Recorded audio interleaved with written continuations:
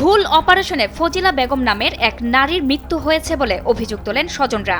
এই ঘটনা ঘিরে স্বজনদের মধ্যে ক্ষোভ ছড়িয়ে পড়ে। ঢাকার ধামরাই উপজেলার সুয়াপুর চর দেলদা মোড়ে অবস্থিত জসিমউদ্দিন খান হাসপাতাল অ্যান্ড ডায়াগনস্টিক সেন্টারে এই ঘটনা ঘটে। পুলিশ ও স্থানীয় সূত্রে জানা যায়, সুয়াপুর ইউনিয়নের কুটিরচর গ্রামের মৃত মহরউদ্দিনের স্ত্রী ফজিলা বেগম পেটে টিউমারজনিত সমস্যায় ভুগছিলেন। শনিবার দিবাগত রাত 12টার দিকে তাকে হাসপাতালে ভর্তি করা হলে সেখানে তার অস্ত্রোপচার করা হয়। অপারেশনের পর তার জ্ঞান না ফিরলে অবস্থার অবনতি দেখে তাকে উন্নত চিকিৎসার জন্য সাভারের এনাম মেডিকেল কলেজ হাসপাতালে নেওয়া হয়। সেখানে কর্তব্যরত চিকিৎসক তাকে মৃত ঘোষণা করেন। পরবর্তীতে 4 লাখ টাকা দিয়ে বিষয়টি মীমাংসার চেষ্টা করা হচ্ছে বলে জানান মৃতের ছেলে জুয়েল। এরপরে নিহত স্বজন ও স্থানীয়রা ডায়াগনস্টিক সেন্টারের সামনে জড়ো হয়ে বিচারের দাবি করেন। আমার মা দীর্ঘদিন যাবত অসুস্থ।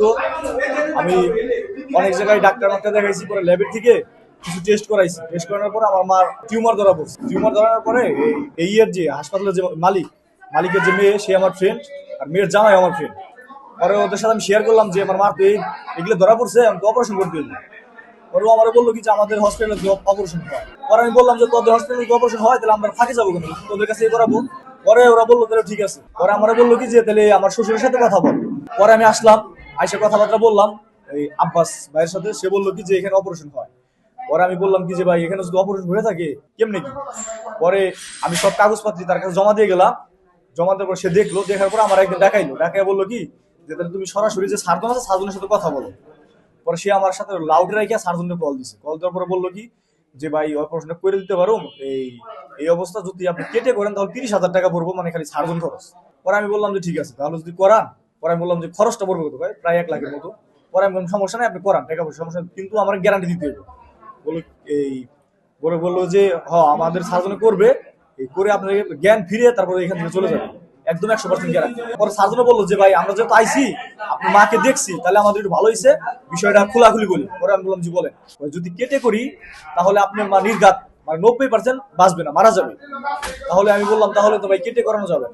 পরে বললো ভাই যদি মেশিনের দ্বারাই করি, কি একটা কপি করে নাকি করে, ওটা করলে 75,000 টাকা লাগবে। পরে আমি বললাম যে ভাই যেহেতু রোগ হয়েছে এটা করতে হবে, কেটে করলে যদি মারা যাবে তাহলে আপনি এই মেশিনে সাহায্য করেন, টাকা পয়সা সমস্যা নেই, টাকা পয়সা দিন। এই 7 দিনের ভিতরে আমি তার সাথে 3 দিন 4 দিন যোগাযোগ করছি।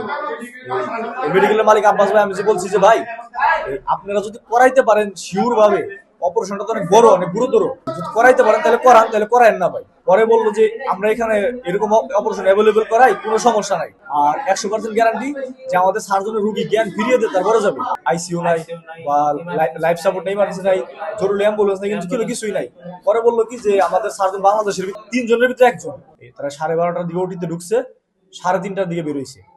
বেরোনোর পরে এই নিচে আসছে, বললো কি যে 15 মিনিট পরে রুগীর জ্ঞান ফিরবে। এই কথা বলে তারা টাকা পয়সা নিয়ে চলে গেল। ঠিক আছে, আমি বলছি যে তাহলে জ্ঞান যেহেতু ফিরবে, তারা যে বইলে গেছে, আমরা অত প্রেশারে দেই নাই। তারা মনে করেন যে 2 ঘন্টা যাবত চেষ্টা করলো, জ্ঞান ফিরলো না। পরে 3 জন মিলে আমার মার বুকের ভিতরে চাপ দিছে। চাপ দেওয়ার পরে কিন্তু কোনো জ্ঞান ফিরে না।